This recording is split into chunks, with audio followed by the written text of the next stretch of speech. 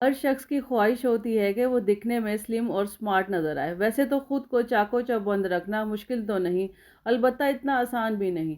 थोड़ी बहुत मुशक्क़त तो लाज़मी सा अमर है। आमतौर पर देखा गया है कि ज़्यादातर जापानी लोगों का वज़न कम होता है, क्योंकि उन लोगों का तर्ज़ ज़िंदगी ऐसा है कि उनकी खुराक में तवाज़ुन और एतदाल पाया जाता है, जिससे इन्हें स्लिम और स्मार्ट रहने में मदद मिलती है। और बुनियादी तौर पर यही इनकी सेहतमंद ज़िंदगी का राज है। वज़न कम करने में बिलाशुबा डाइट कंट्रोल बुनियादी अहमियत का हामिल है, और इसके साथ वर्जिश इसकी अफादियत मज़ीद इजाफा करती है।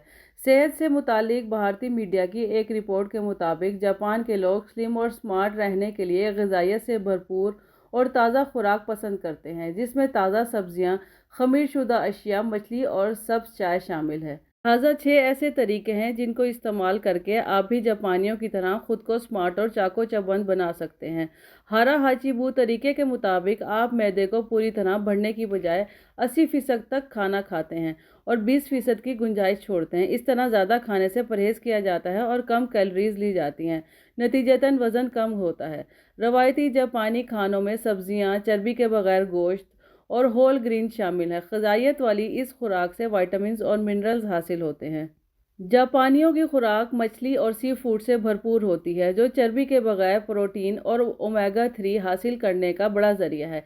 इससे पट्टे मजबूत होते हैं। जापान के लोग खाना खाने के लिए छोटी प्लेटें और प्याली इस्तेमाल करते हैं, जिससे कम खाने की आदत पड़ती है, क्योंकि छोटी प्लेट भर के खाने से दिमाग को सिग्नल जाता है कि काफ़ी खा लिया।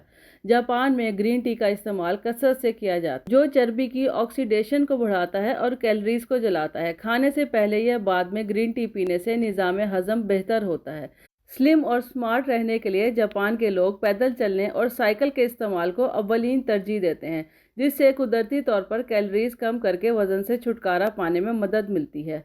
इन हदायत पर अमल करके और इन आदात को इख्तियार करके आप ज़ायद वज़न और इजाफी चर्बी से बआसानी निजात हासिल कर सकते हैं। लिहाजा ज़रूरत इस अमर की है कि आप अपना मुकम्मल तौर पर तर्ज़ ज़िंदगी बदलें और ख़ुद को ऐसी खुराक का आदी बनाएं जो आपकी ज़िंदगी का हिस्सा बन जाए, जिसे आप इंजॉय कर सकें और आपके लिए माली बोझ भी ना बने।